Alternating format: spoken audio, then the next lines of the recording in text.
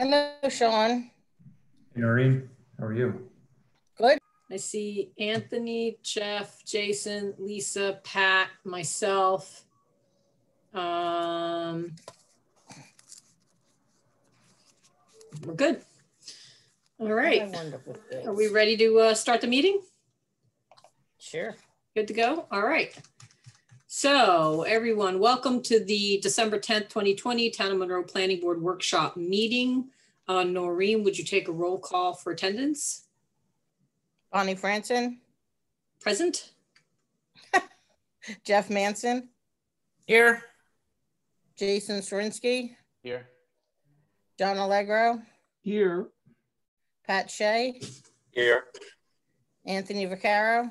Here. And Lisa McQuaid. Here. We have a full quorum. Thank you. Let's say the Pledge of Allegiance. I thank you to the flag of the United States of America and to the republic for which it stands, one nation, under God, indivisible, with liberty and justice for all. For all. Thank you. Thank you, Jeff.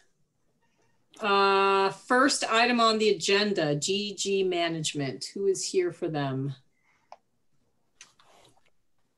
I don't see, I really don't see, oh, sorry, attendees. See John Queenan. Yeah, I was looking at the panelists. So John Queenan is here. Leap is here, but I don't know that he doesn't, I think he said before talk. He doesn't need to be on, yeah. So shy. Yeah.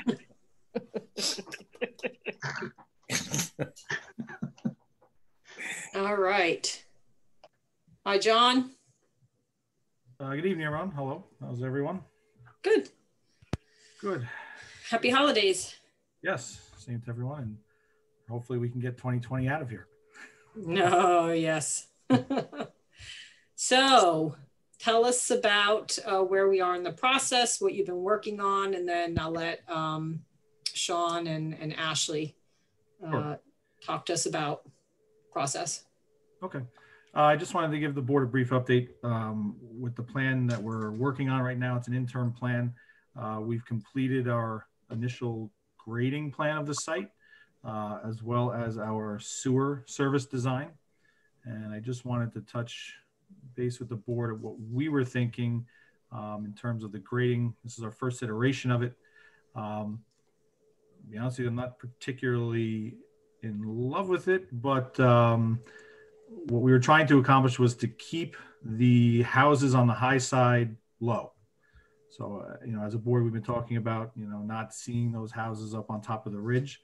So this initial design was done to basically take lots, I'll say 3, 4, 5, and sit them down into the hill as much as we could. So with that being said, this is what we've done. These would all be garage under types of houses on that side of the road. So 3, 4, 5, and then 6. So you would enter in the garage and your first floor would be 1 story up, but that would be on grade at the rear of the house. So you would really then, we're basically putting these houses, I'll say into that hillside. What that does though, is it creates more cut than I would rather see there with the cul-de-sac. You're probably looking at a high point cut there. Yep, exactly.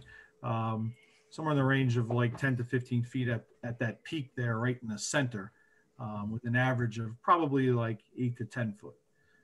I think we'd like to strike a balance, or I would like to propose a balance between the two. I think we're going to raise the road up a little more.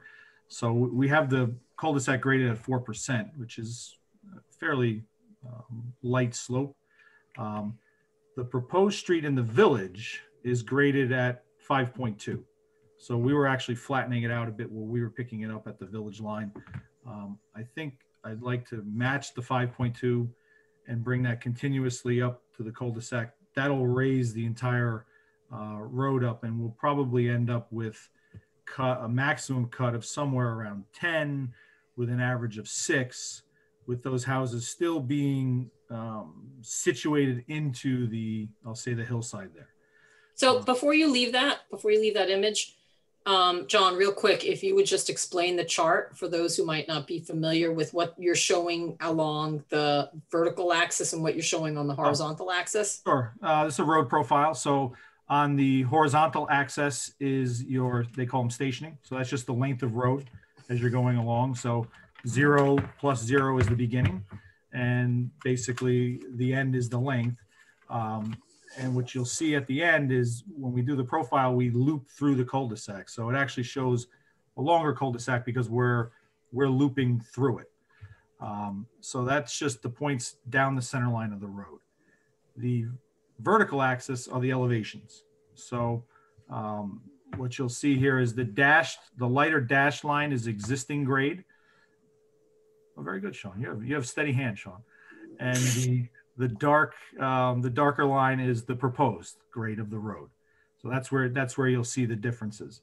And then down on the x-axis, you'll see elevational numbers in the boxes there. The numbers to your left are the existing grades, and the numbers to the right of the station in bold are the proposed. So that's how you can tell, difference, cuts, fills, etc. And you'll notice that, and you'll notice that where our proposed line begins, or that dark line begins, it's labeled connection to proposed village street.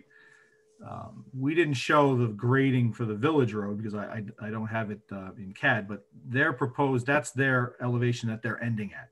So we're picking it up from there. They're doing a fill. We're transitioning to a cut. So that's why what I'd like to do is we'll match that road grade. That'll bring us slightly higher. It's going to lessen our overall cut because the 4% will be steeper. So the proposed line, if you can imagine, it will just come up, higher, and we'll make the same 2% transition through the cul-de-sac bowl, so that you have basically a flat landing per se right at the end of the cul-de-sac. So that's the road problem. The other items you see on there, we're just adding utilities. So what you see underneath the proposed road is the proposed sewer main that we're designing. And then once we get further along, once we set the road grade, you'll see drainage, utilities, etc., being added to that road profile. So that's what that is. Do we have, Sean, do you recall, Ashley, do we have driveway like maximum grades? I'm looking at the subdivision regulations. Cul-de-sac lengths, intersections, alignments, vertical alignment, site distance. I'm not sure, but I don't know if there are road specs that might have driveway stuff too. I believe there are. I want to say it's probably 12 to 14% max. Okay. Yeah, none of the driveways proposed here, I believe, exceed 8. Oh, here we go. So vertical alignment shall have minimum grade of 1%, maximum grade of 6%, 8% on minor streets, or a maximum grade for less than 200 feet of 10%, maximum grade within 100 feet of a right-of-way intersection of 4%. So that's in section A65-21. Yeah, I believe that's for the public street design. So that's for the cul-de-sac. So what that means is, in this instance, this design couldn't be greater than 10% for the slope. But right now, I have it proposed at 4. I'm probably going to raise that to 5.3 and somewhere in that range. So we'll be well within those parameters. Okay. Excuse me, this is Anthony. Just 2 questions, if you don't mind. One is the cul-de-sac that's in the village of Monroe. Would that be eliminated and it would just be a straight line? That is correct. And then the other is, is there a vertical curve transition between the end of the cul-de-sac and the village of Monroe to your straight line slope on the proposed road? Yeah, no, what we would do is there would be no vertical curve there. When I go to match their slope now that I have it. It'll just continue up straight. So the stationing of straight, I guess, consistent slope in the village portion is basically to match Correct. the proposed 4%. Well, I'm going to propose to raise it. The village road is designed at 5.2, and it's just a straight slope. There is no vertical curve. It just ends. So I'm proposing that I'm going to match the 5.2, continue that, and then we'll have a vertical curve pretty much where we have one proposed now, which is the cul-de-sac. Okay, thanks. You're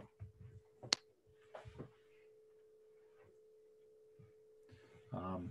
The other thing, by raising it, what we initially tried to do was that the cul-de-sac end of the property where we had the open space, the road was essentially at grade. So there was no additional grading in this design that's required. When we raise it slightly, we'll have some additional grading that will extend out into the open space, but that will give us the ability to create a berm up in there a little easier so that we can place our plantings through there at a slightly higher elevation, which will give us more buffering from 208 to the higher lots, 4, 5, and 6 in that range. Where is the berm going? So if you come to the, exactly. If you come to the end of the cul-de-sac, right now that's pretty much designed at grade. Okay, so when we raise the slope, that's going to raise the road, but we would create a berm in that area and extend that berm from where the cul-de-sac is and along the side lot line of lot 7, so that we could get more of a buffer there when we do our planting plan, so that it's shielding the view from I'll say the southwest corner there from 208 and 17M there. I think from my perspective, at some point, we're going to need to see profiles or something that shows what the potential visibility of this is as part of seeker. And, yep, no, we are working. We're talking. And we have hired a landscape architect who's going to be assisting us in providing a plan for that. And that is in the works, that is being worked on. We just need to somewhat finalize this grading. That's why I just wanted to touch base with the board tonight about what we were thinking for the grades.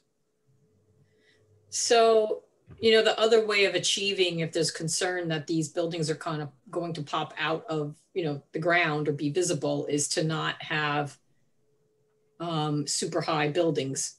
And so I have a question with regard to the buildings themselves. What is the proposed height? If we're talking about, garages under, are they under the finished grade? How does that compare the building height to, the grading itself? Because you're saying you're trying to minimize Correct. their appearance on the landscape, but how tall are these buildings proposed to be when you consider an entry garage and then at like 2 stories of living space above it? Correct. It's a standard, we're building standard residential, 2-story, 2.5-story homes with, peaked roofs. So what we're trying to do is blend it into the hill there, because what we didn't want to do is steepen the road grade, get high to avoid cut, and then just, place the structure right on top of the hill.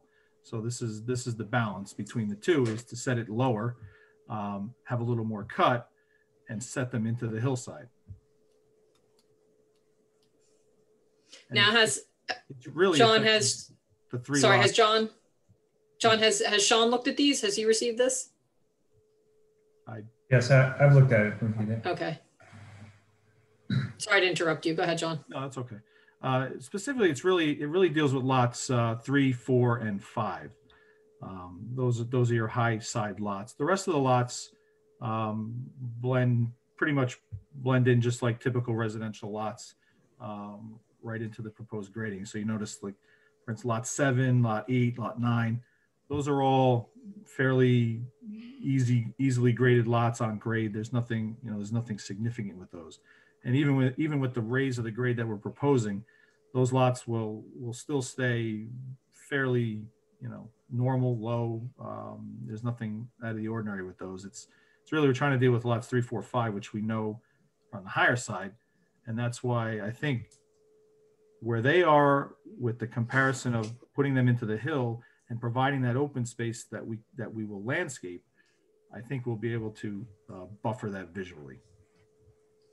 At some point, you know, I think overall we have to look at the layout in the houses relative to the lots and their sizes.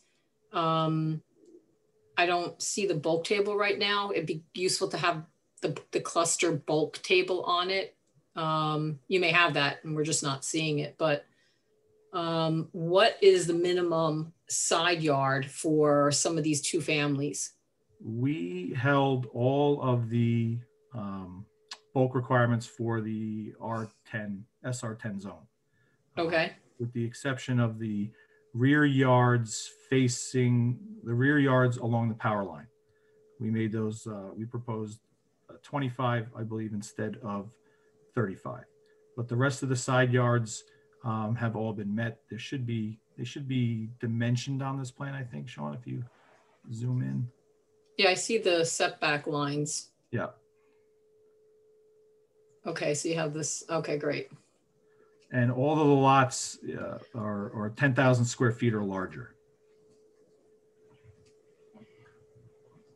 And what are the building footprint sizes?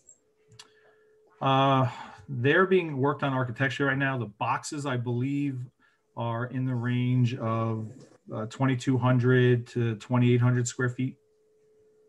Okay, and then and the 2 families, if they're 2,200, that means the footprint of one of the units is around 1,100. Yes, they're probably on the 2,800 side, whereas the single family is more like on the 22 to 2,500 side. Yes. Okay, and that's when you say 2,800, that's the total size of that unit. That's the footprint of that entire building. Yes. Okay. Correct. And where the applicant is working on architectural floor plans. So we will eventually on a submission be changing out the boxes for the actual buildings. The way the driveways are shown, is there going to be 1 garage or 2 garages next to each other? Yes, each, like for the 2-family dwelling, there'll be a garage, we believe in the center on either side, so that they will access a single car garage on either side. And then the single family would be, yep, go ahead. So how does that work on lot 1? That was, I assume that's what you were proposing, but it looks like, at least the way the building is divided, the driveway comes into the building into one of the units rather than split between the 2, because the split is really on the sides of the building. Well, correct. And I think the architect actually may split that building, I'll say north-south rather than east-west. But yes, that's a great point. I think the other thing is that, and I was just, you know, now that as we advance it, you know, we're showing them on individual lots of a certain size, and I can't recall with the cluster subdivision regulations. Do we have a minimum lot size, Ashley, for lots in the SR10, or it's whatever comes up from the cluster provisions? 7,500 to the minimum, regardless of what zone it's in for cluster. Okay, and that's for 2 families too. But it's cut in half or 7,500, whatever's greater. So it's 7,500 for the SR10. Yeah, I was just, and what I was thinking about aloud was whether or not these the dwellings themselves, individually, could they be on their own lot? But, you know, if we're going to a cluster so that each home is on their own lot, rather than having a 2-family, I was curious. But it may not be allowable from the cluster provision perspective without a variance. Do you know, Ashley? So the minimum is, as Sean said, it was 7,500 square feet. So I don't know whether these would be able to, what are the size of the areas now? Are they right at that, or? No, the lots are 10,000 square foot minimum or greater. So we So don't have a lot smaller than 10,000. So then they wouldn't, We couldn't. yeah, without a variance, Okay. it seems. Okay. Or some kind of change in the layout. Okay. And I think that's maybe why too, they had proposed the 2-family, perhaps rather than. Right. Rather than Anthony, we didn't make you out This is there. Anthony. Just, I'm sorry. I had a question about mixing single lots with 2-family lots, and wondering if that's a board's discretion to vote on, or who's that up to? Ashley? I think I have a bad connection, or. So that's part of, the planning board had set in the review of the conventional plan, the maximum amount of dwelling units that there could be in the cluster layout. So that maximum was set, and now they are able to propose, any kind of configuration of those dwelling units. So some of these dwelling units are, the 2-family, meaning 2 and 1, but it's, it's up to this board to review this plan and whatever, you see fit as part of your planning board site plan review. If there's things that you think ought to be changed or a better layout, then it's going to be ultimately in your discretion, of course, to approve the ultimate plan. So what I'm hearing is having mixed single family and 2-family houses on the subdivision is up to the board to decide. Well, it's permitted under the cluster regulations. I'm just pulling them up now. Let me just find it. And I just want to, I don't know if someone intentionally has their hand up at this moment, but this isn't a public hearing. So this is really the board communicating with the applicant. And if you do have questions, at the end of the evening, we could set aside a little time for, if there's time for public to offer some comments if they'd like to. But again, we're in the middle of a review and it's not a public hearing. So just want to let you know that. Okay, go ahead, Ash. I'm just looking for the provision in the clusters. Bear with me. Yeah, so the allowable uses in the SR10 include multiple dwelling groups may be allowed at the discretion of the planning board, and the maximum density is again set by the maximum density that you did in the reviewing the conventional. So it is in your discretion to allow multiple dwelling groups in the SR10.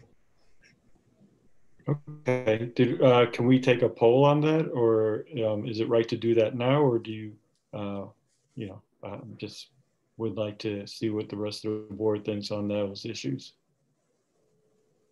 I mean, you could certainly talk about, if there's any issues you see with the use of 2 families or multi-families, then now would be the time, to discuss it with the applicant. If there's something that you think ought to be modified, or the board discuss, what you think about the layout in general or the use of multi-families.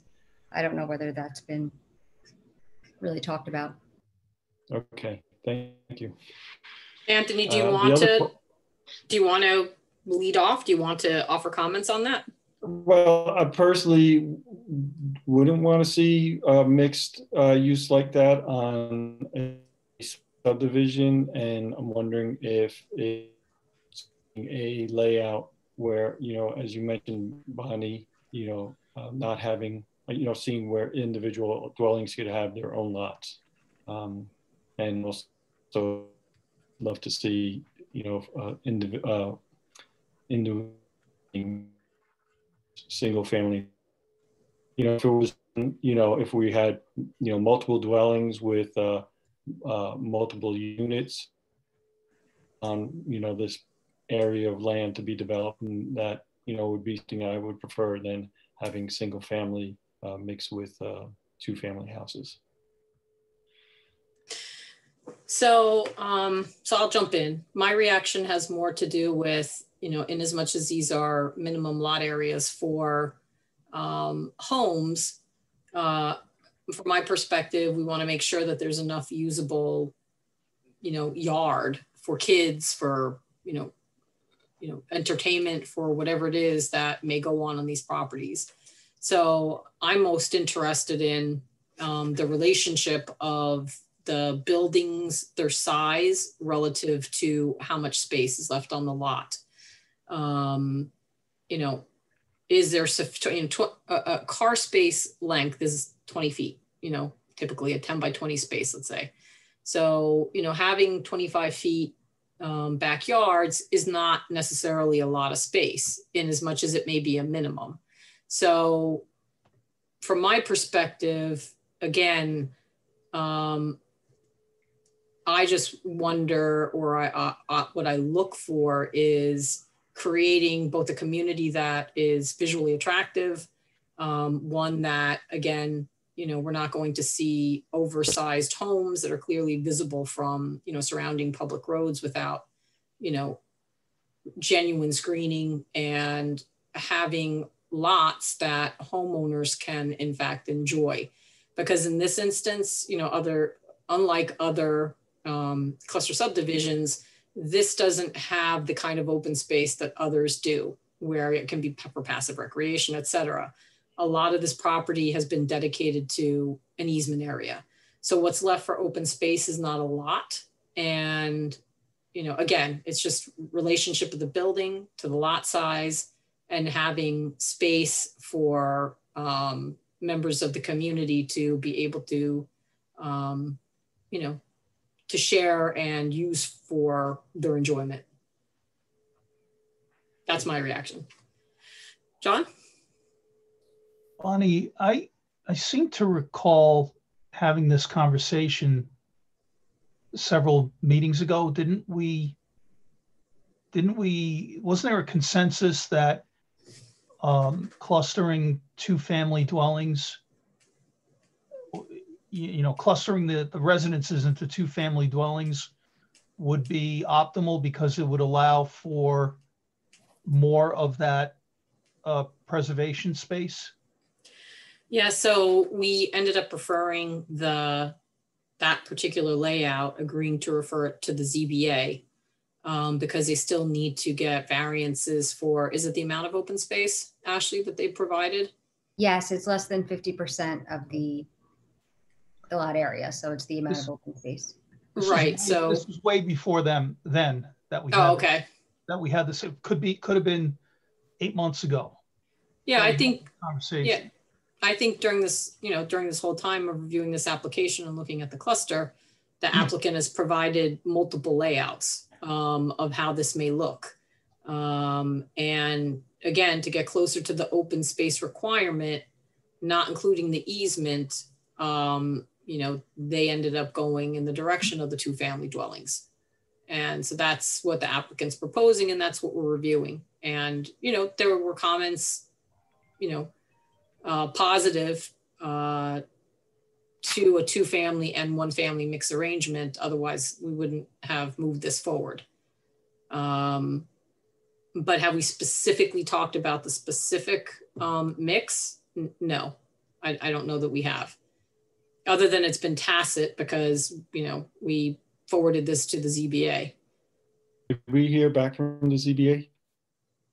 No. Ashley, do you know what the status is? It's been referred to them and... It's been referred to them. So John could probably weigh in on whether they set a public hearing or not, but you are doing a coordinated seeker review. So you haven't assumed lead agency status yet, but you did declare your intent. I haven't seen any objections to that. So before the ZBA will ultimately be able to take any action on the variances, this board would have to complete the environmental review. That is correct, Ashley. The ZBA at their meeting, I believe it was in October, did not object to the planning board being lead agency. They did complete that. The ZBA was awaiting your letter that I think the board authorized last month for this. Mm-hmm. And then we were going to do a little more work to get the plan more redefined and go back to the ZBA and continue our deliberations. They have not opened the public hearing yet because they were awaiting the letter from this board. basically indicating why the cluster plan was preferable over the conventional, which I think you sent to them last month. So we'll probably most likely be before them next month, continuing that process. The breakdown between the single family and the two family homes is a little surprising to me at this point.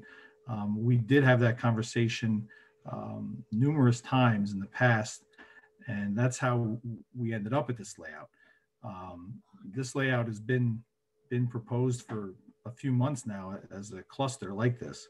So I understand that we may be talking about specific building sizes and relations to the lots, but the overall layout and concept of 1 and 2 family was always envisioned in this manner as far as I recall.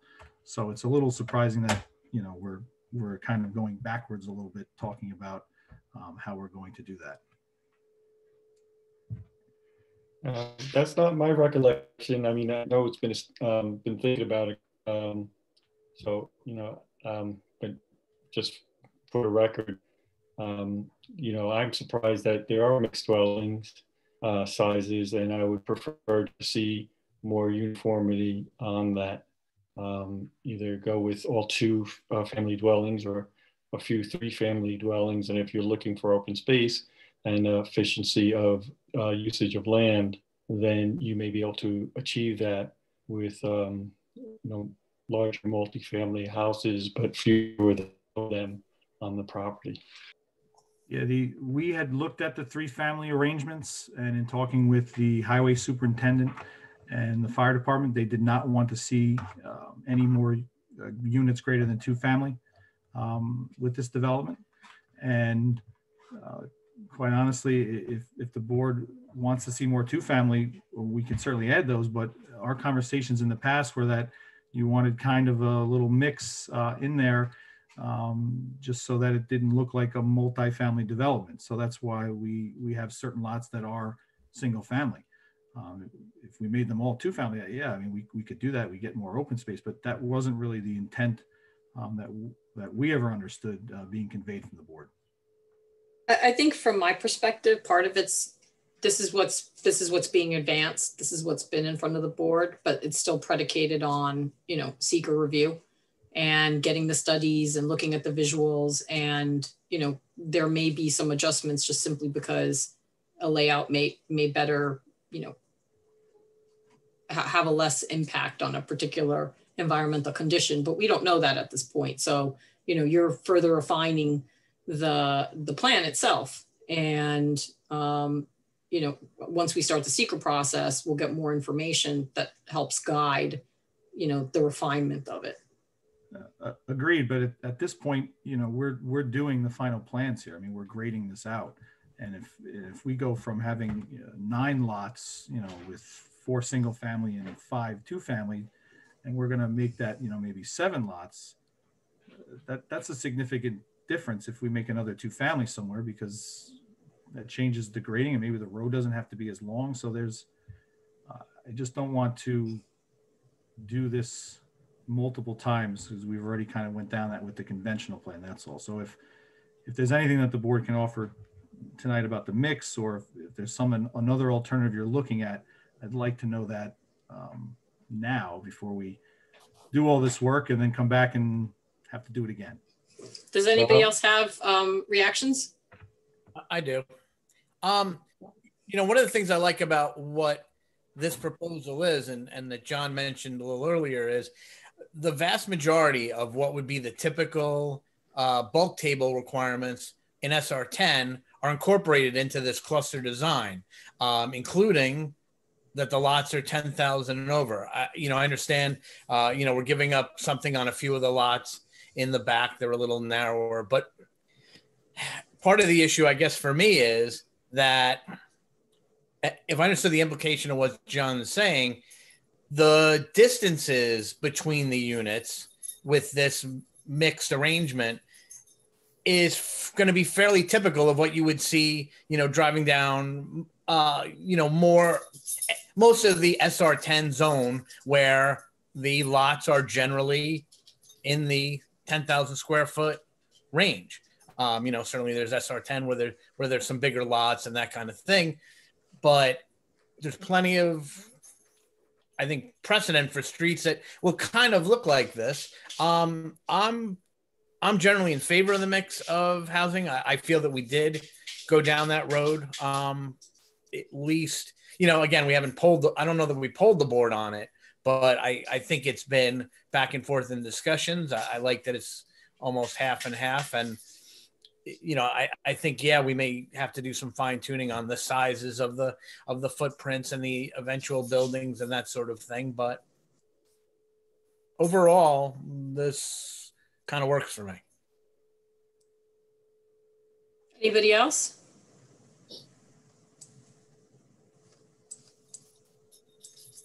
So would add though, and John, if you want to continue with your design and your applicant wants to present plans to the planning board, you're designing at risk. I think there's a lot to that could happen with the secret review and the zoning board decision. So, you know, I don't think until we have that discussion finalized on how we want to see that,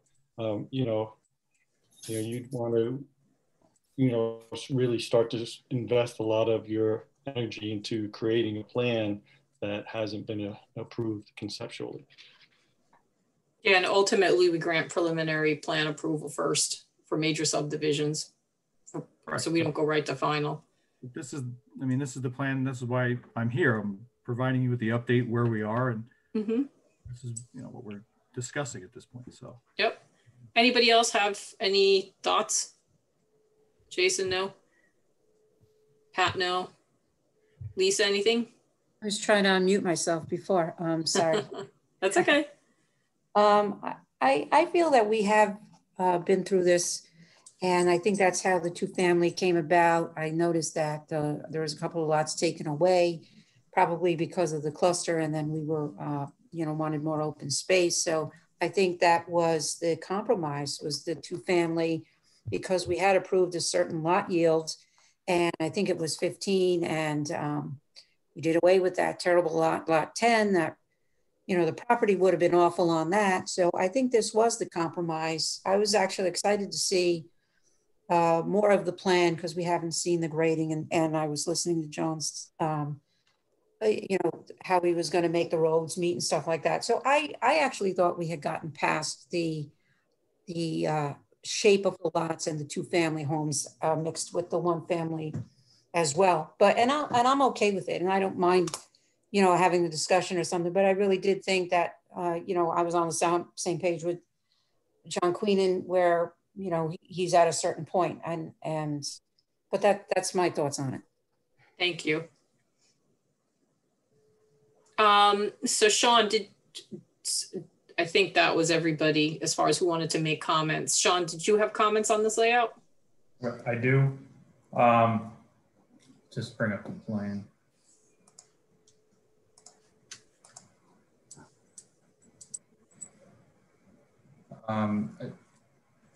First one was on the bulk table. If John, you could just provide the proposed dimensions for each of the lots, going forward. The building envelope for lot 1 should be added. Realty subdivision approval will be required from Orange County Department of Health. Major subdivision. I realize that the grading of the roadway is still, ongoing. I just note that the drainage will have to be added, and then the SWIP components, the quantity and quality control will have to be added. The DEC approval will be required for the extension of the sewer, and Orange County DPW, acceptance of those improvements will have to be, received by the board prior to secret action. Each of the lots are going to be served by wells, as the board knows. So we'll need to see those locations. And then the code requires that the applicant needs to drill and test 2 wells prior to approval. And those reports will have to be reviewed by the town's hydrogeologist. And then I just was wondering if the John, maybe you can give us an update on where the village road stands, you know, building wise or approval wise. Sure. The village, that road has been approved. It is on a filed subdivision map. The last correspondence that the applicant had with that owner was that they were ready and they're going to begin construction probably within the next month or two of that road. All right. And then the only other thing was just a typo on the road length. I think you have the old road length noted here. I think it's right 514-ish. Yeah, that might be from Scunnamunk all the way to the end. That might include the village portion. Oh, okay. Yeah, but I'll clarify that. We'll say total length, and then we'll say length within the town. Sure. All right, that's all I had for now.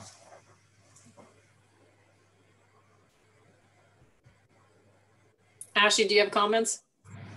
Sure, just a few. I touched on earlier that for purposes of seeker, as long as Noreen confirms that there was no objections received, and I know John said the ZBA consented to the planning board being the lead agency, you could assume lead agency status tonight. And then I don't know if you want to talk about any, I know you mentioned visual, any other information or studies you might want to be able to help you with a determination of significance. Yeah, I think we should be prepared to, at our next meeting, go through an EAF part 2 so that helps us refine what we expect in terms of being able to review the project from an environmental perspective. I think going through the part 2 just helps, identify if we want to look at it. Yeah, visual study, or if we need the drainage study, it'd just be useful to look at a part 2. Certainly. As far as I know, you were talking about the bulk and meeting all the bulk. There is, I think, parking perhaps shown in the front yards. Is that, because I see the driveway have that, are you proposing parking spots in the driveway in the front there, John? Yes, there'd be one spot there, but I slept up. There was a provision in the code that allowed that in a cluster. Does it allow it in clusters? Okay, that could be. I was looking for it because I thought it did as well, but I think, but I will follow up because I'm not 100% sure. Yeah. Is that supposed to be a parking spot or a turnaround? It's either or. It's most likely going to be a turnaround. So you'll have one car in the garage and one car parked that. And then if they want to swing out, they'll swing out and go. Yeah, I don't know how that works for if it's 2 families. Because it should have been mirrored on the other side as well. There should be 2 turnarounds on each side. So there's another project kind of, can I share my screen? Do I have that ability? Okay. Can you see that? Not yet. Yeah, sorry. It would be helpful if I shared. Okay, can you see this? Yes or no? Yes. Yeah. Okay. So these are 2 families, I think, or I don't even know if there's more meters in it. It might be 4 families. But is this, so you would have this kind of arrangement? Similar, except they would end in, they'd be at garage doors. So you're going to have sort of this turnaround, and then over here is where you'll have the garage doors in the middle? That's correct. Okay. All right. Okay, thank you. Bonnie, was that picture image in the town? I think those homes they're on Scunnamunk, and I think they're in the village before you get into the town. I'm fairly certain they're in the village. I think they are, because I think we may have looked at those at a previous meeting.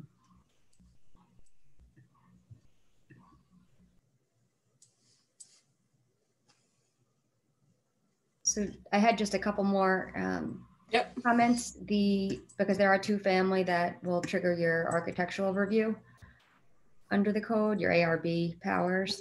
So you'll have to have all that architectural plan submitted. And then just things to think about, John, as far as the open space and the conservation easement and who's going to be holding that conservation easement. It has to be either the town or someone acceptable to the town. And whether, is all that open space going to be part of one lot? Yes. Okay. Yeah, so to start thinking, yeah, and make sure that whether it's the town or some other agency that's going to be, you know, holding that conservation easement. What has the town done in the past? Is it been the town, or does it have?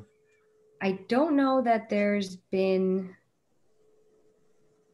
at least since I've been representing the board, I know there was one that was going to be held by the town, but they're no longer doing a cluster. So Okay. I don't know whether Bonnie or Sean or anyone else on the board could. I know that when I was working on the comp plan, there were some larger subdivisions out by Rye Hill that had been created. And I think the land, some of it was given to the town. You know, but that's where they had very large contiguous areas that were becoming sort of an open space network. You know, sorry? I said Bald Hill has some open space. Maybe George Lithgow can tell us later. Yeah. I believe the town is taking those as well. Yeah, I think in part it depends on the type of open space that's being created. You know, could in theory stay with, I think, with an HOA or with another organization, as long as the conservation easements are on it. And I think it's up to the town whether they want to, you know, enforce easements or actually hold the land. Yeah, you know, that's just a general question. I don't know that we have the answer to that. Okay. Well, for right now, we're proposing it to be all with one lot. Mm-hmm. That makes it easier. And then as we go farther down the process, I guess we'll get that hashed out. Mm-hmm. And John, I did find the provision that you were right. So it is allowed to have parking in the front yard. Oh. For at least for multiple dwellings. I'm not sure if it's. Yeah, this may not count as a multiple. Yeah, I'd have to look at the definition of multiple dwelling, but we could check that out. It's in the cluster regulations. So whether that applies or whether, you know, it would just be you are either going to modify the parking layout or propose a reduced front yard setback for any of those lots that have the parking in the front. Okay.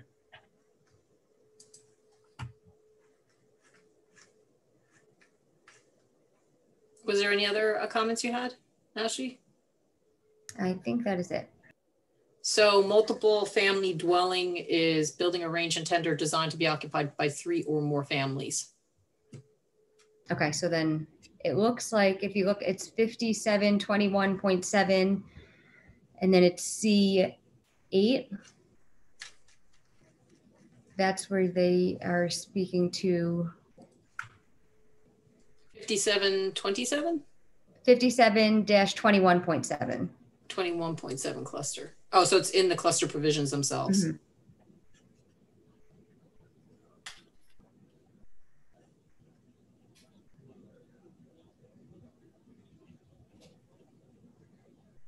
Right, it's under that subsection 8, whether you require blah, blah, blah. Off-street parking may be permitted in a front yard only in a driveway giving access to a garage, but off-street parking spaces shall otherwise be located behind the front facade of the building.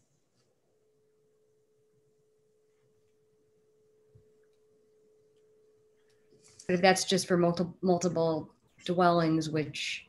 Yeah, because the whole heading is multiple dwellings for that so that's subsection. If that's only 3 family, then that wouldn't be. Right.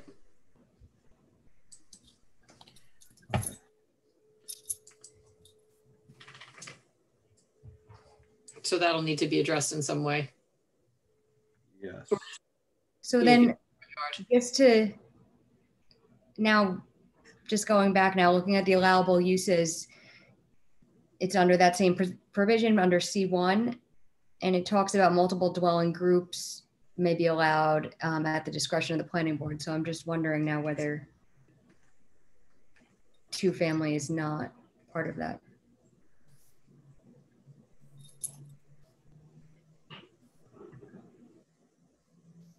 Or are 2 families permitted in the SR10?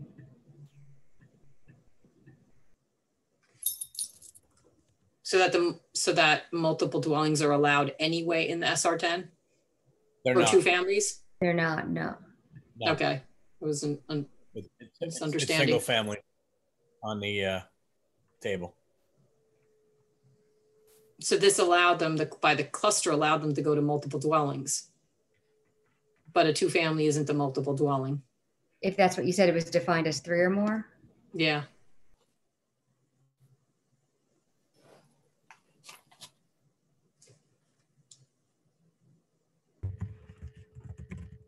Does it say earlier, design standards, allowable uses? We have in the SR15, SR10, and so I'm under C1. In the SR15, SR10, and URM zoning districts, multiple dwelling groups may be allowed at the discretion of the planning board. That's what you were citing before? Yes. So that's where it actually sets forth the uses that are allowed. So it's OSR3, RR1, and SR20, you're allowed a single family detached. So two families weren't contemplated. That's what it's looking like. So unless the two family was allowed in the underlying zoning district, then this particular unit type wouldn't be allowed under cluster.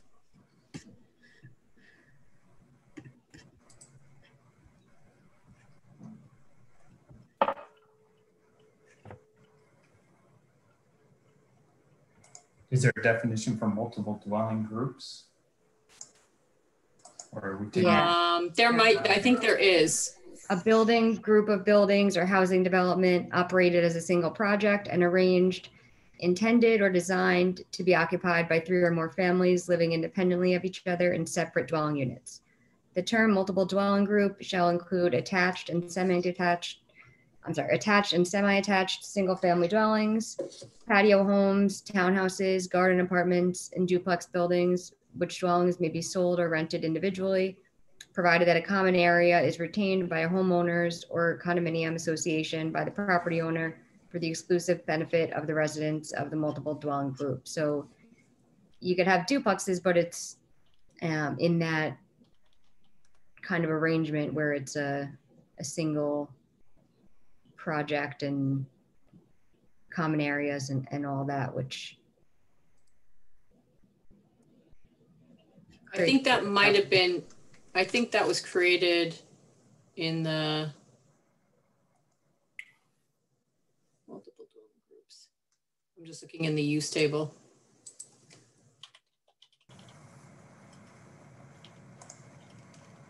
Definition for a single family semi-attached dwelling. It says that it should be also referred to as a duplex building.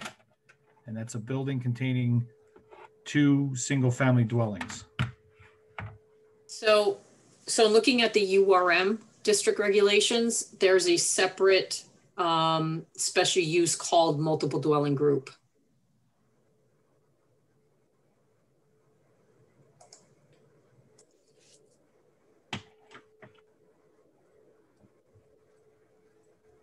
So I think it was intended to apply to the URM zone as far as that definition.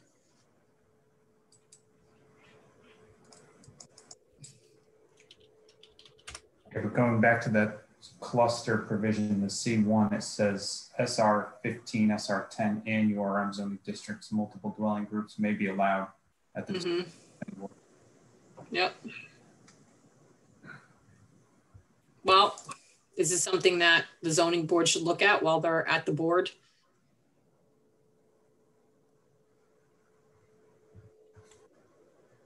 But essentially, a 2 family is not a multiple dwelling under the code. But it is a multiple dwelling group.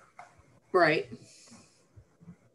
So on the one hand, development would, or the subdivision would qualify as a multiple dwelling group without those other elements. Bonnie? yes, It sounds as if, like, if you have a condo complex where they have the HOA fee, like if this was designed as one management company was going to take care of the property and everyone would pay the homeowners association, but it seems like it's all going to be single property owners without a management group. So it doesn't seem like it falls under the multiple dwelling, even though the duplex might. I mean, looks like they're being built as duplexes, but not part of a multiple dwelling group like you would have in a, with an HOA and a property management group. So it probably would need zoning board approval. Yeah, I think there's two places, there's two places where multiple dwellings are referred to. And one is under, specifically it says allowable uses. And it's making reference to multiple dwelling groups. But then multiple dwellings is, requirements for almost like standards.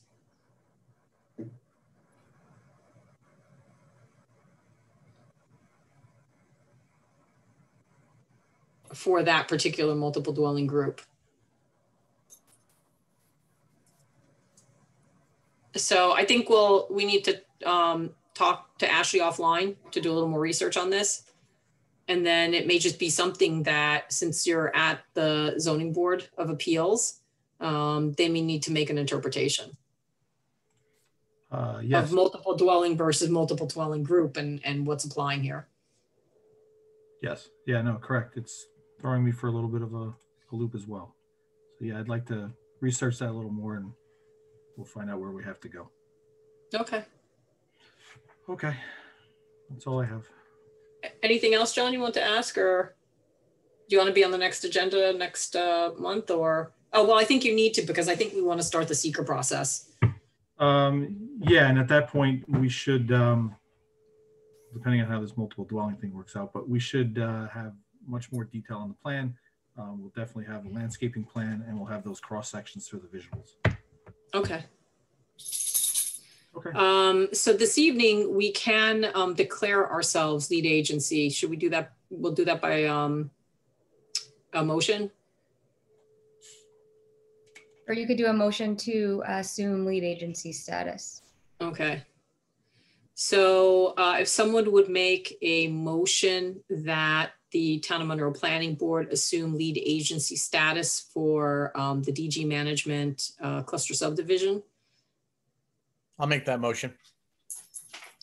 That was Jason, or no, it was Jeff. It was Jeff, but I'll second it. And Jason seconds. There you go. And Noreen, could you do the roll call? Bonnie Franson, Aye. Jeff Manson, Aye. Jason Swinsky, Aye. John Allegro, Aye. Lisa McQuaid, Aye. Pat Shea, Aye. Anthony Vaccaro. Aye. Thank you. Thank you. We will see you next month. Yes, everyone have happy holidays, happy new year, and stay well. Stay safe. Happy holidays. Bye, Thank John. you. John Jr. Bye, everyone. Good night. Pop his head in there every once in a while. He doesn't know what he's getting into. Good night, everyone. Bye, guys. All right. Next on our item is next on our agenda is Verizon Wireless. And who do we have here? Do we have someone here? Doesn't look like it. I don't know who LRS is. No Scott Olson? No. I don't think so. Didn't they submit? They did. It did. I didn't talk to him, but he usually is. Huh. Do you want to, well, so since they're not present, do we discuss this or do we just move on, Ashley? Yeah, we should just move on, and then we'll have to get in touch with Scott and see what's going on there, because we do have the Okay. shot clock, of course, so we're going to have to Yeah, extend that. right. Okay.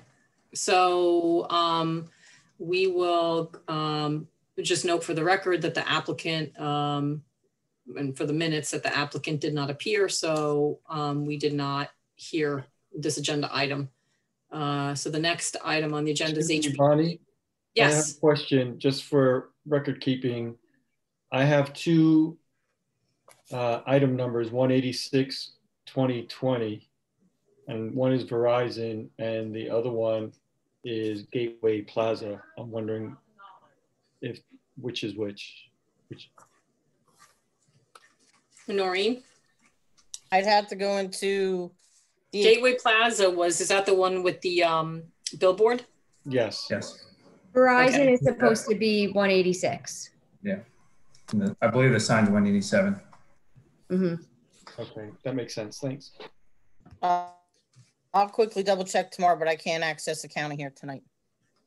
All right. So next item on the agenda is HBP N Space.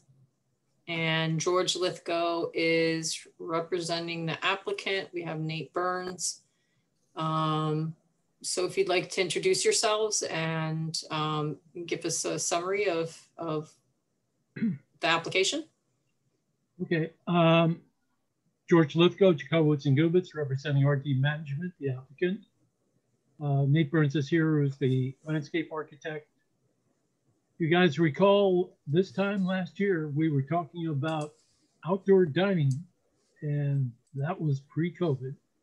And we're still talking about it. So when we left you in January, we had approval for a change of the interior use, and we had some details to take care of with respect to the outside space. There were two things that sort of tied us up going forward with the site plan approval resolution. One was confirming the number of parking spaces, which took some time. And the second was the tree planting proposal that we had contemplated at that point. Nate's going to talk about it in more detail, but the basic idea was there are 12 existing trees in that space between Target and the end space. To make space for the outdoor dining, we were going to relocate those trees.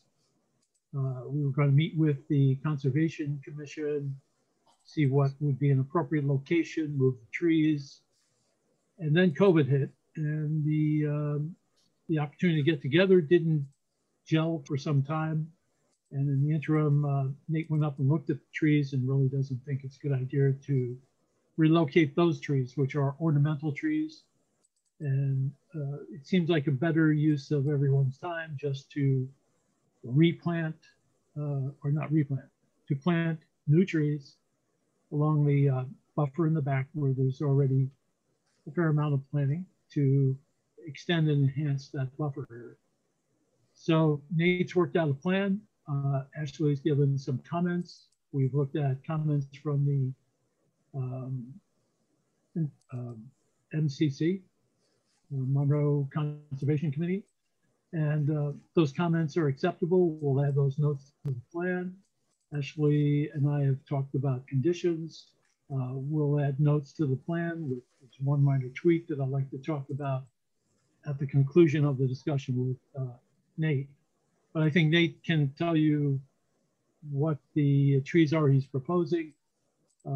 He will confirm that the suggestions made by MCC are acceptable, and hopefully we can move on and get approval and see what we can do in the way of finding a tenant. So Nate, do you want to go through the plan? And sure, George, thanks. Let me share my screen here for a moment.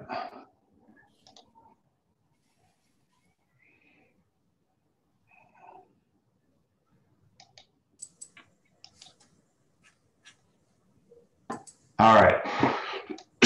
So what I have up here is the approved plan. And let me step back a couple of sheets. I just want to show the 12 trees that we're talking about. And initially, so there's 12 flowering cherry trees that were located here, planted as part of the overall development when the Target and the adjacent retail was constructed. We did go up and take a look at them. The first couple closest to the road and the ones in the rear of the area are just generally beat up and not in great shape. I think they suffer from the fact that, you know, before this construction occurs, this is a spot where people cut through from the rear of the building to the front of the building and vice versa. It's kind of an ancillary area that, you know, has no real use other than, you know, collecting trash and things like that. I mean, obviously one of the reasons that we're going to work to improve it. But because of that, these trees have kind of suffered in this area. And in looking at it, a handful of them were in decline and the rest of them were just not in generally great shape. So it's my professional opinion that while we could transplant them, the long-term potential for them to survive any sort of transplant and really to look good anywhere around the center is probably pretty limited. So what we propose to do instead is to replace those flowering trees with 6 evergreen trees to help enhance the existing buffer along Bailey Farm Road. It was our feeling that if we couldn't, you know, use those trees to the existing flowering trees to improve the aesthetics of the site, you know, where can we get kind of the most bang for the buck out of them? And what our thought was that we would go in and, you know, plant a dozen Colorado spruce along Bailey Farm Road on the site, this being Bailey Farm Road right here. And as George said, you know, we received some comments from the MCC and, you know, all those things are acceptable to us and we'll revise the plans accordingly.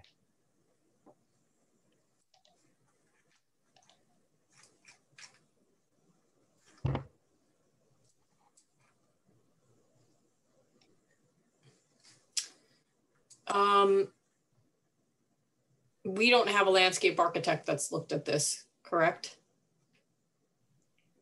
Just at this the time. MCC. So, Sean, do you have the MCC's comments? I do. Would you like me to? And I think Ward is probably on, right? Maybe we could have him communicate as far as what their comments were. Sure.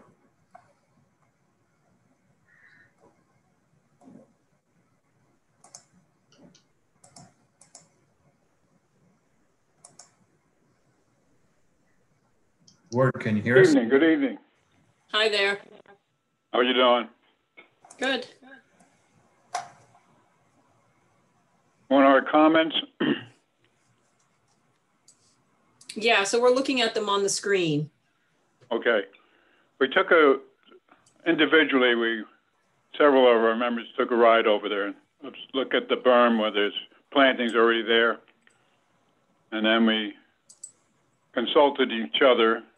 And there are a number of Colorado blue spruces already there.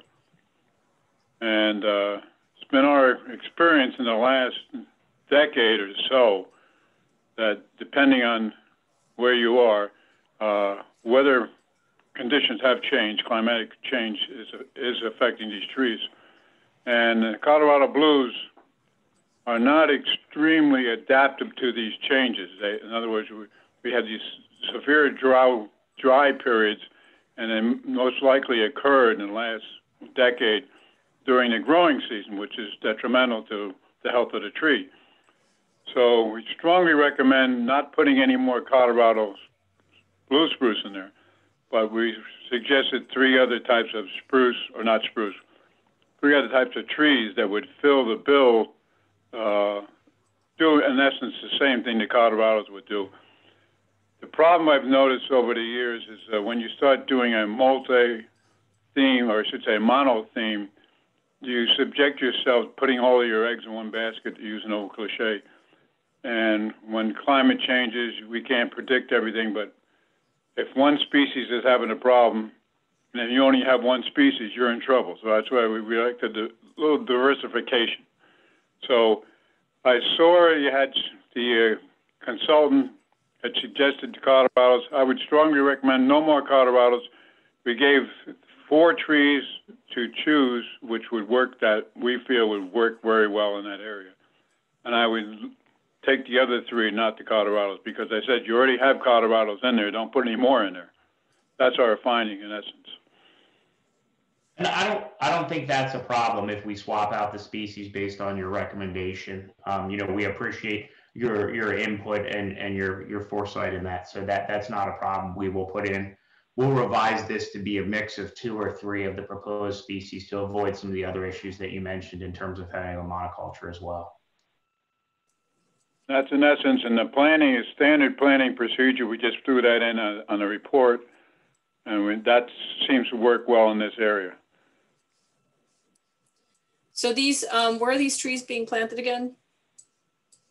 They're on the berm facing Meadow Glen, I guess, right? Is that correct? Yes.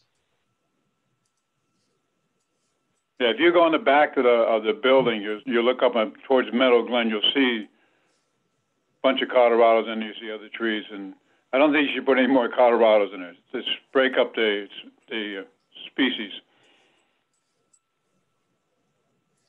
So I'm going to share my screen real quick.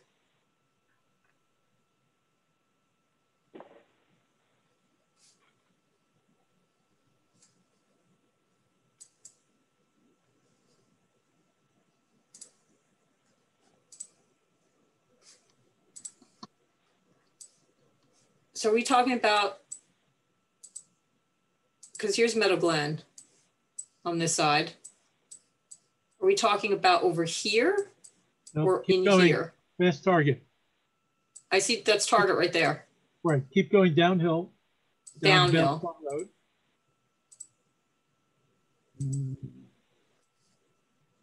That's the first entrance. Right. So it's past the target store itself where the turnaround is. So go past the truck entrance. Okay, so I was in the right area. You're talking about the truck entrance here. Yep, keep going past that because that's still target on the left. Yep. Keep going. So you're talking about the back in here? Yeah, go past you'll see a retaining wall on the left, which. This one? Still further down. This one. Yeah, you're getting close. Yeah, it's right. Go past that wall. It would be up to the left, I believe. Yeah, right up there. Am I there? Yep, yep, just about. So up to the left there. I think you're past it because I think Might be a little bit further. in front of the retaining wall. Yeah. So it's kind of closer to the retaining wall? Yeah. Here's the end of the retaining wall. Right. I think there's 4 proposed on this end of the retaining. Right there, right there. That's. So they're going to be sort of in this plateau? No, up on top. No, up top. Up here? Yes.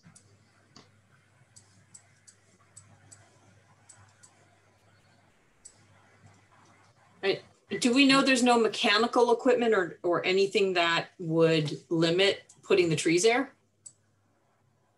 I'm just wondering. I think these will be adjusted to make sure that we don't put them on top of that mechanical box, but most of the utilities should be. We're clear of the mechanical equipment, and you know, at least anything that was shown on the original design and the as-built plans. You know, we're clear of that. There is a drainage easement that runs kind of between that box and the telephone pole, and we're clear of that as well. So yeah, we are working around what's existing there, but that is the general vicinity of where we're proposing these. Yeah, I was wondering because, you know, there's vegetation and clearly they put the landscaping in here and then it continues. So it seems that there's this opening that I don't know if, you know, sort of why it's not planted at this time was, you know.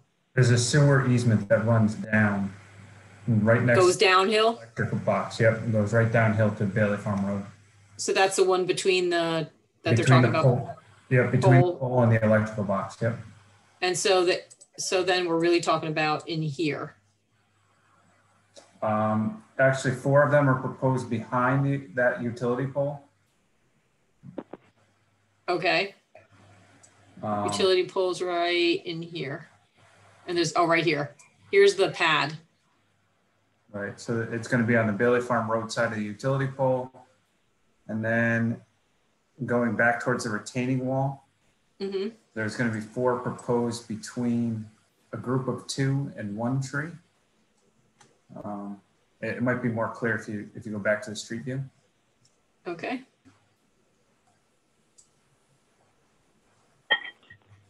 So here's a hydrant. I guess I think we're going in this direction. No, yeah, go back towards the box. Yeah. Okay, here's the box. It's right here. That little tree to the right of the box, between that tree and the next 2 to your right. Okay. So in that clear space there. Okay. Here, I'll stop sharing so you could take over with the site plan.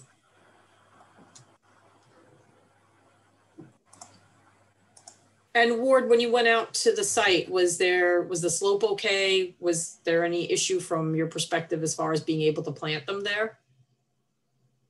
Apparently what's been planted in that area seems to be surviving, so that's probably plausible.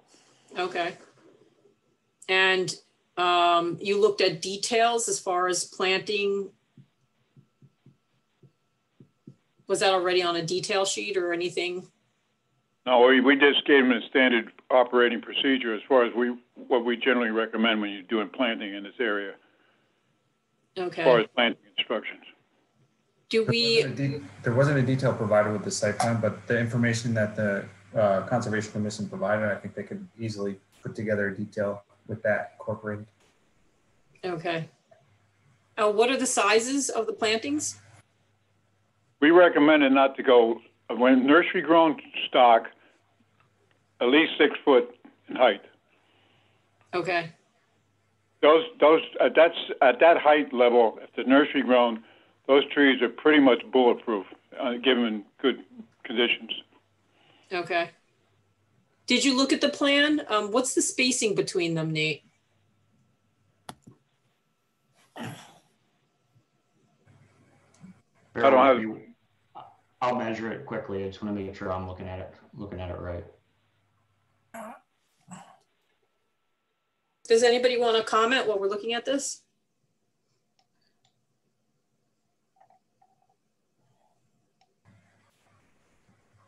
So we sort of have them in clusters of 4. And I guess my question is there any reason why they couldn't be spread out a little more to let them have room to grow? Because I don't know that there's really a huge screening function. More space, the better, as a rule of thumb. They're spaced about 10 feet apart right now. 10 feet is a little crowded. We can certainly space them out more. If you can offset them or something like that to acquire more de facto space. They're offset as well, but we can space them out closer to 15 feet on center.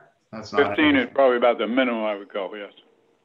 Yeah, because I was going to say that if this was really going to screen, the houses that are behind it in Harriman, it'd be beneficial. But if we spread them out a bit more, even beyond 15, they'll have the opportunity, I think, not to mesh together and to grow into each other, but still have a nice, nice planting size as they get. You want to try to strive for as much space between them.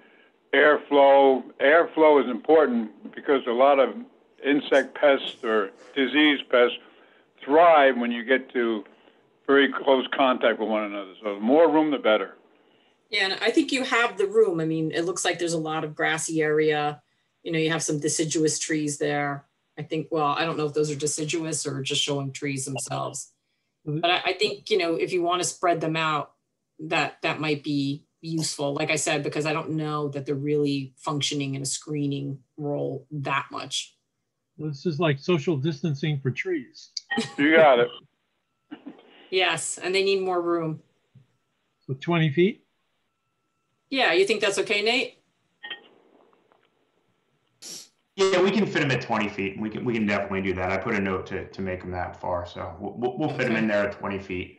And like I said, revise the species and add the additional notes as requested. Okay. George, what's going on? Thinking about the species, Bonnie, if you want to talk about what species the board wants, and then yeah, I know that the MCC had suggested an alternating layout or pattern. So if you want to give some direction there, perhaps. So Ward, what would you recommend? What was recommended? Okay, we had the Colorado blues, which I'm nixing, but anyway, then we went your Black Hill spruce, which is a variation of a white spruce. It can tolerate both dry conditions and wet. So, and then I would throw in one of the arborvitaes, the green giant arborvitae, as giving you some. It'll give you an undulating effect, and it'll give you a texture difference and somewhat color difference. So it's more of a natural planting, really. Yeah, just as long as the arborvitae aren't the tall, skinny ones. No, you gotta get the green giant. You have to do that. So Nate, do you have any suggestions about all other types of evergreens? No, I don't have an issue with any of those. I mean, if that's what the desire is, we'll use those. Okay. Yeah, I just, we want to make sure they're, I don't know to what extent deer browse is going on, because looking at the plantings up there, they don't look like they're browsed, Most of these species here are relatively deer resistant. I say relatively. There's none of the 100%, but these are. Right. Yeah. I mean, the spruces that are there seem to be doing okay. Yeah, they are. But don't put any more there. You're pushing your luck. Okay. Not even one or two? No. You'll get the spruce effect if you do the white spruce or the variation of Black Hill spruce. Okay. So, Bonnie? yes. I'm sorry. Is it all right if I just introduce a completely different question at this point? I'm trying to understand why this is the proposed location for adding trees. I just kind of feel like you're on Bailey Road, which is extremely lightly traveled, and you're past the point of the second entrance to Meadow Glen, so it's the really lightly traveled part of the. It doesn't look like there's sight lines into the back of the property from most of Meadow Glen, even that we're doing any sort of screening, or I'm just not sure who's going to appreciate these trees, and I'm sort of wondering why we're not proposing to look at adding more trees along the front of the property that faces, well, really the back of Home Depot and BJ's and whatnot, that faces down onto Larkin Drive and Route 6, where there's a tremendous amount of traffic, and some additional screening and natural beauty might be more beneficial. Yeah, I mean, if I were looking at some of the plantings where the BJ's is, and again, the slope I think there is a little tough, but if we were really looking for a screening effect, you can see the trucks and the loading areas from Larkin Drive. But I think the issue there is RD doesn't control that area. Well, what I was looking at was across from where the little cafe and outdoor dining would be. If you go across the parking lot, kind of between like where the Target is and then along that side where Sally's Beauty Supply is, it looks like there's an open grassy stretch there where some additional plantings might be good. It looks like it's kind of lightly planted on the downslope, and adding some trees along there might enhance the that might be what I'm looking at. I think the Sally in that area is a little farther down. Yeah, but you see where the sign is? Yeah. Up to the porch, but between there and along the telephone pole and maybe even before there, is there a reason why that? I guess I want to know why that area wasn't considered, even for the shoppers in the plaza where Target and all the rest of the stores are. Can They I would speak see to that? those trees along the roadway. One of the problems RD has had with the what they call the upper lot is Yeah. making sure people are aware of it, reminded of it, that it's visible. So that area in the front really is the only visibility they do have for the stores in the upper lot. And I know some of those stores are having non-optimal shopping attraction, or if that's a term. The Target is consistently been one of the lowest performing Targets in the Hudson region, and RD is really trying to help out. Where I'm going. That's why they consider the idea of a performance space instead of the retail pad at the end there, to try and attract people there, because it's really off the road. If you were to go over to Route 17 and look in, it's very hard to see and appreciate. And then, unfortunately, it's drive-by traffic that may make the difference. I mean, you obviously have people go there, but part of it is someone driving past and saying, I'll go to Target, or I'll go to Home Depot. It's a lot easier to see Home Depot, make the turn. Target is up on the hill, and it's not all that visible far away. I don't know that you can really see it from down there. Or I don't know that by screening that area that Jeff's talking about, that it's suddenly going to diminish views of this property. It's not going to That's help. what I'm trying to figure out here. Yeah. Well, as I navigate, because, you know, we're talking about right in here. And I was just looking from a couple of vantage points, you know, if you're down by the Walmart, even if you're down off of, you know, Larkin or some of this road, you know, just given how far it's set back and the intervening buildings, I don't know that putting plantings here really does anything one way or the other. I think we're just trying to figure out a place to put these trees. Well, the logic of putting it back along Bailey Farm Road, or screening that area from Bailey Farm Road, to provide some benefit to the folks in Monroe Glen, and also, I mean, it is visible from Route 6 and the residences that are over there. That was a concern during the approval process. So we thought it made sense to put it back there and sort of extend and enhance the existing screen that's along the buffer, along the berm. Even there, George, I feel like if you were going to add additional screening along Bailey Farm, wouldn't it make sense to add it in the area up to and before where the second entrance to Meadow Glen is?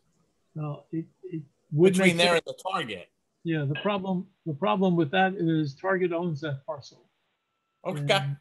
They You're talking about right here? Everything. The second entrance, Jeff, you were talking about? Is that this? Yeah, because this is the first one. This is the truck. Yeah. And it's across from one of the entrances to Meadow Glen, or the entrance to Meadow Glen. Well, no, that's the first entrance to Meadow Glen. The second entrance is down more by the tennis court. It's still behind, but I get George's over here. It's still behind Target, and that's not land that they can control. If you see that okay. turnaround there, if you look to the left of that image, there's a turnaround. That land is Target's land. Mm-hmm. Right here? Yeah. I see what you're talking about. Yes. Everything to the right of that is Target. Everything to the left is RD. Okay. In order to get anything done on Target's property, you have to go through Target corporate. And all I can tell you is I'm told it's a negotiation and a challenge to get anything done in a reasonable amount of time. Now, and is George, this area over here that Jeff was talking about, is that Target? That particular part, most of that is. I think right from the cursor to your right is all Target. Okay. So right now we're looking at, again, here's the pad, and it's sort of this area in here behind what RD controls. Okay. Yes. Are you okay with that, Jeff? I get all that. Okay, it makes more sense to me now. Thank you. You know, the only of their, you know, their homes here in Harriman. I don't know if this slope over here has views, if they can view anything from here. That would be another location. I'm just trying to. Lonnie, I have friends in that development.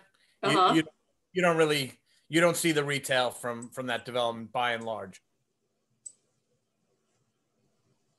I don't know that you have that whole. I can't get in there. You have that whole buffer of trees along the back of the street and in here.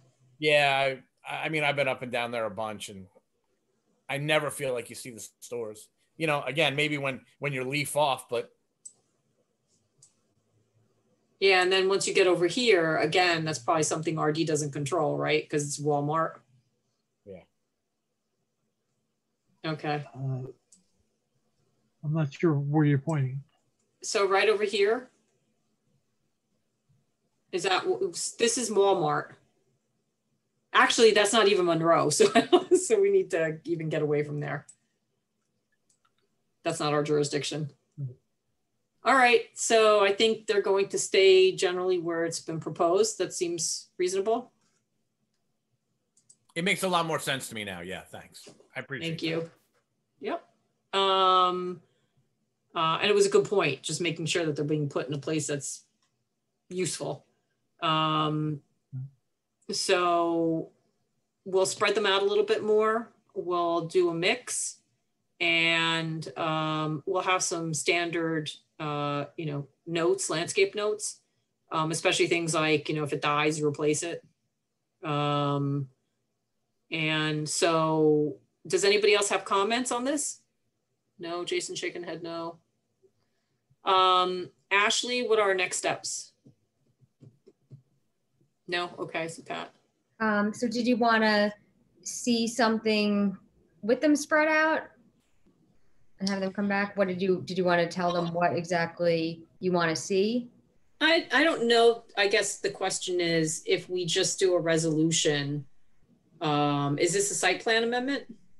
So it would be, your resolution required the approval of a tree replacement or tree relocation plan. So this is just satisfying a condition of that prior approval. So you could just do by motion to approve the plan. It could be, conditioned on various things, but I just want to make sure if that was something you're going to do tonight, that those conditions are clear. So as far as the, how spread out they're going to be and what kinds, do you want them in clusters like they're shown, or if so what groups of trees in which clusters, what size, all that stuff? Can we generally approve it and then just subject to final review of the plan? And there would just be a point to put some specific conditions.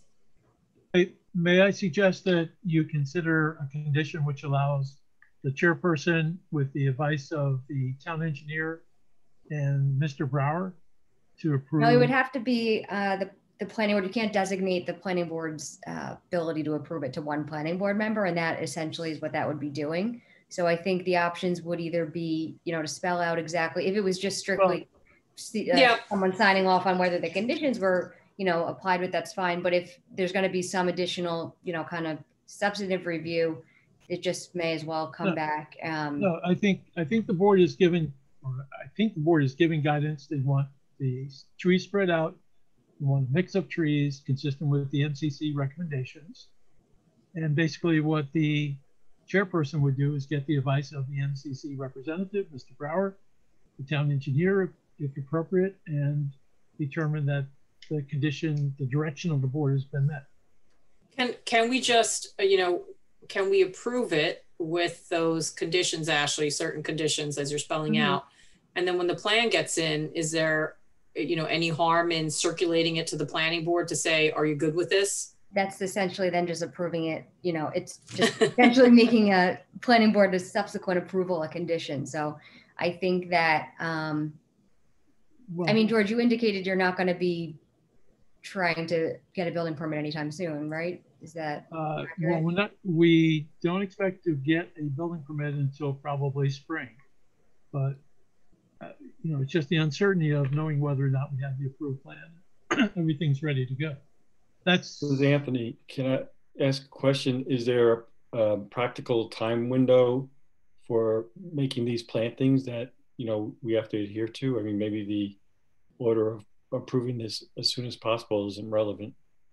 well, If they can't be planted. Yeah, I mean, we're going into obviously winter, so I don't think they're going to be doing any. Well, they're going to be open for plant. They could be planting at the end of March, which means they would have to have an approved plan and be ready to do that. One of the things I would like to keep open is the option to plant it instead of providing a bond for the planting. Certainly, if they want a building permit before they've done the planting, they'll have to bond it. Mm-hmm. But it is entirely possible they'll be able to do the planting in early spring.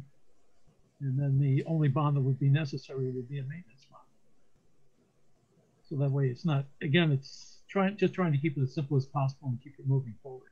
No, understood. I just think, hearing from the board, I think that if you submit something that's consistent with what's been discussed tonight, and then the board will review it, and it'll, hopefully meet their expectations and what they desire. I just think there's too much uncertainty as far as what exactly is what the condition would actually be. Yeah, so let's to make that a condition of an approval, and it doesn't sound like it's going to delay anything at all.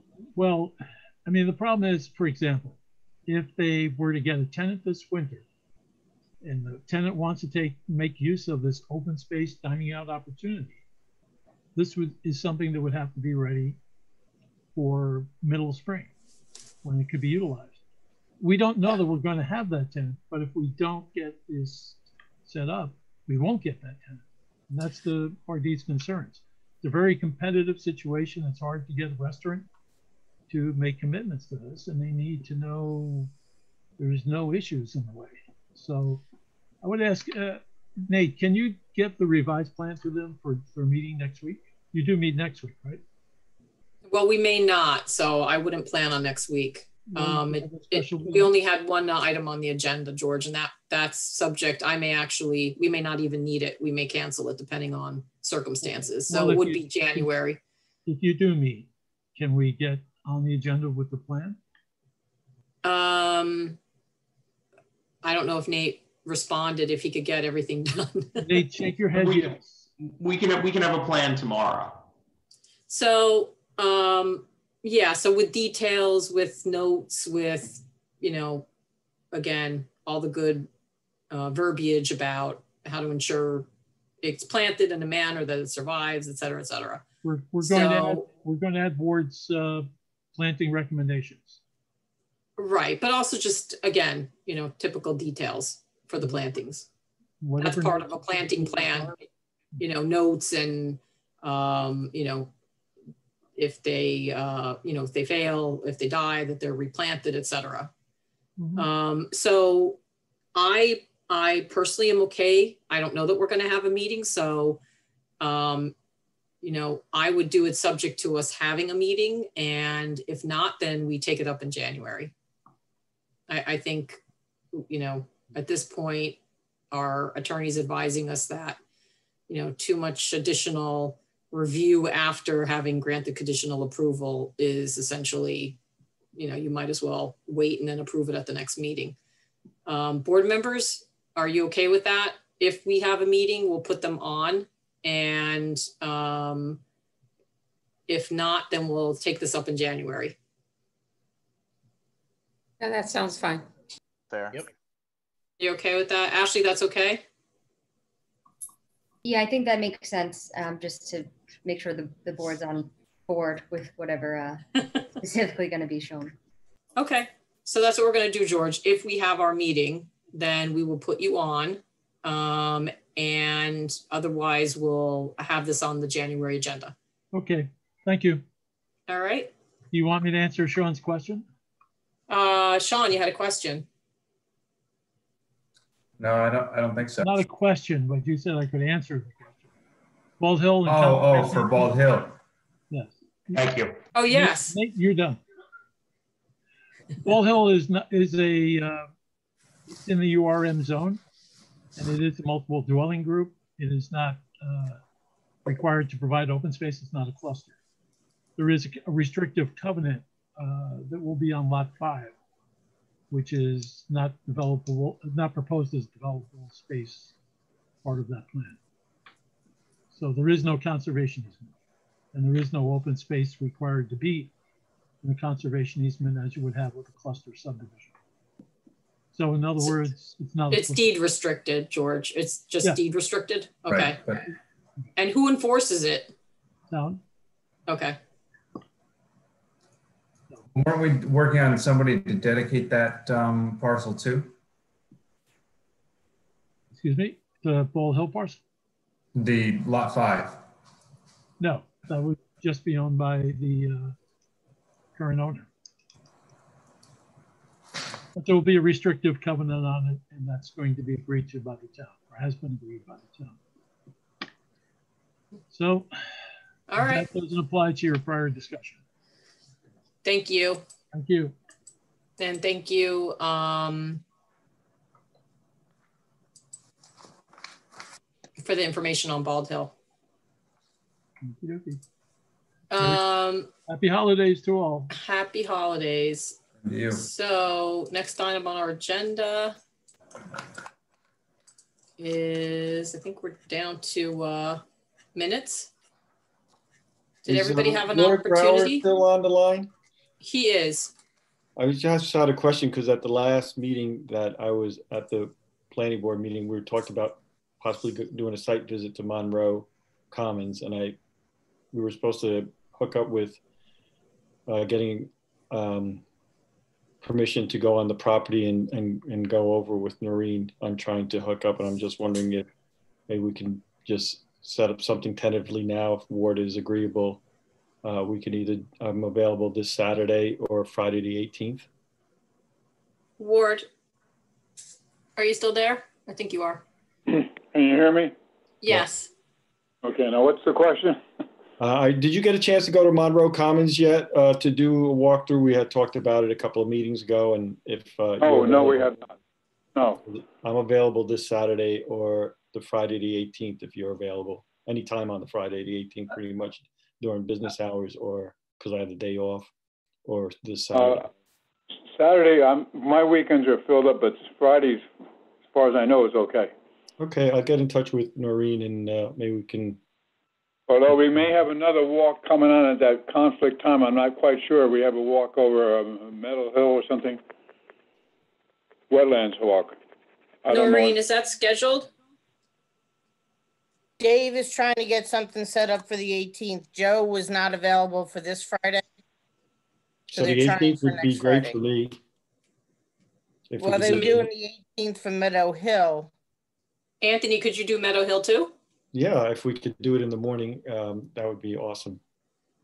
All right, I'll figure out what's going on with the 2 walkthroughs. Okay, thank you. Yeah, because that'd be useful if you're there, and then you could report back to us as well. Thank you. Thank you. Okay. So has everybody had a chance to review minutes? Yes? All right.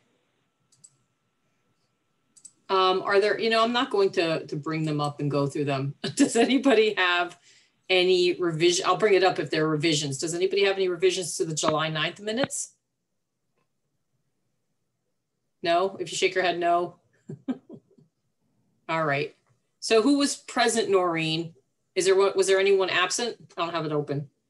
Jeff and John were absent. Okay, so do we have everybody else? Yep. Okay, so I will make a motion that we approve the July 9, 2020 minutes. May I have a second? I'll second. Do the roll. Anthony Vaccaro. Aye. Lisa McQuaid. Aye. Bonnie Franson. Aye. Jason Srinsky. Jason. Aye. Thank you. Pat Shea. Aye. And I'm assuming Jeff and John abstain. Abstain. Okay. Next set of minutes is. Did you need me to stay for anything or? Oh no, go ahead, Ashley. All right. We may or may not see you next week. Do we so want to find out if we have a quorum for Tuesday or not? yeah, before Ashley goes, because if we don't have a quorum, then it's moot. So I know Jeff is looking to have the day, not yeah, for personal reasons. so I'm available. Who else is available next week? Anthony is? Available. Lisa, I'm available. Pat, Lisa, you're available? Yes. And Jason is. So we have a quorum. So if for any reason, Jeff, you need to do something else, then we're good. Okay, great. Yep. All right. So Ashley, you can have a good evening, everyone. Happy holidays. Yes. Happy holidays. See ya. Thank you. Okay, it's July 21st. The only one absent that night was Anthony. Everyone else was here. Okay, so I will make a motion to approve. Oh, sorry. Anybody have revisions? Okay, so I'll make a motion to approve the July 21st minutes. May I have a second? I'll second. Second. Okay, I think Jason beat you to the punch. Yep. Go ahead and do your thing, Lisa Maureen. McQuaid. Lisa. Aye. Bonnie Franson. Aye. Jeff Manson. Aye. Jason Swerinsky. Aye. Pat Shea. Aye. John Allegro. Aye. Anthony Vaccaro. I'll abstain. Thank you. All right, August 3rd. 13th. So, it says August 3rd on the agenda. Oh. Huh. Let me So August We need to make a 13th revision. to the agenda. Oh, yeah. I'll fix that. Well, the agenda doesn't matter, but I'll fix it. The minutes say the 13th. Absent that night was Jason. All right, I'll abstain from that. He's already abstaining and I didn't even do anything. All right, do we All have right. to approve? That in Robert's rules. All right, so would someone like to make a motion to approve the August 13th planning board minutes? Aye. That's Pat. May I have a second? I'll second it. Okay, Bonnie Franson, Aye. Lisa McQuaid, Aye. Pat Shea, Aye. John Allegro, Aye. Anthony Vaccaro, Anthony Vaccaro, Aye. Jeff Manson. Aye. Thank you. Okay, and then the last set of minutes are for August 18th, 2020. Anybody have any comments, revisions? And so if none, would someone please make a motion to approve the August 18th, 2020 planning board minutes? I'll make a motion. Pat, second. Me. Jeff? Okay. Pat made the motion. I think Anthony made it. Anthony and Jeff. Okay. Anthony Vaccaro? Yes. Aye. Jeff Manson? Aye. Lisa McQuaid? Aye. Bonnie Franson? Aye. Jason Swerinsky? Aye. John Allegro? Aye. Pat Shea? Aye. Okay. Thanks. So with that, there are the minutes. Review of the planning board calendar. Did everybody have an opportunity to look at the calendar? Essentially, we're keeping it I'm on not the sure dates. if I emailed it out or not. Yeah, I didn't see it. I didn't see it either. Haven't seen it. Yeah, I added it because they were doing this calendar. And then it was the back and forth that I was looking at. Yeah, you would the original to see it. Yeah. It's the same thing, the second Thursday, third Tuesday. The only night we have a conflict is in November because the Tuesday is Veterans Day, but that's far enough in advance. It's going down as a to be determined at this point. But otherwise, Yeah, but I mean, if the we don't calendar have to stays have the it, same. yeah, we don't have to. If we don't have it, we don't have it, or we can always do a schedule. Right. Schedule a Even special if meeting you we need. review it tonight, you're going to basically be approving it at the January meeting. Okay, so we won't approve it this evening. Yeah, tonight was basically to review it and any comments, and then we would approve, because January's the reorg, so. Okay, so why don't, Noreen, why don't you get it out to everybody? I mean, it sounds send it like out tomorrow. Theoretically, it sounds like everybody's okay. It's not, we're not changing it, so. No. Okay. So with the reorg, Anthony should be being reappointed. Okay. And you'll be reappointed as chair. Okay. That's news unless to you me. don't want chair. That's fine. Tony didn't talk to you? Not yet. Oh, this was weeks ago. Okay. Maybe he did. Just too much going on. I know. Tell me about it. I don't even know anymore. I need COVID to go bye-bye. Yeah, you and me both. All right. So we may join each other next week. So Sean, maybe you can speak a little to the circumstances of where we are with Smith Farm. So Smith Farm, our office completed the review for consistency between the overall already approved set and the phase 3 and 4 approved set. That was one of the major conditions that was left. One of the other conditions was performance bond for all the utilities and public improvements that are required as part of the site plan and subdivision. Those were actually posted in October, I believe. So that condition was met. And I believe the only outstanding conditions are fees to be paid, parkland fees and other fees, consultant fees. So at this point, I believe we're double checking that all those fees were paid so that Bonnie can sign the phase 4 plans. So the plans I think are at town hall, right? So they're all sitting in my office. So we're trying to just confirm that all these conditions have been met. If for any reason they aren't, then we need to hold we need to hold a meeting to be able to extend it till the next meeting. But if everything's in order, then I will, and I'm just waiting for the sign-offs from the attorneys. If everything's in order, then I will sign them, and then we don't have to meet next week. So it really comes down to hearing from, again, the consultants and making sure before I sign anything, the town has met or the applicant has met all the conditions that the town imposed. So with that, we may or may not get together next week. So I just want to offer you all a happy holidays, Merry Christmas, Happy Hanukkah, Happy Kwanzaa, all those, special events and dates, holidays. And thank you for all your service this year. I think you've all done a great job. I love the fact that we have a diversity of opinion and that everybody expresses themselves and feels comfortable expressing themselves. And again, I appreciate everybody. And I look forward to working with you all next year. Thank you. Thank you. Thank you, Bonnie.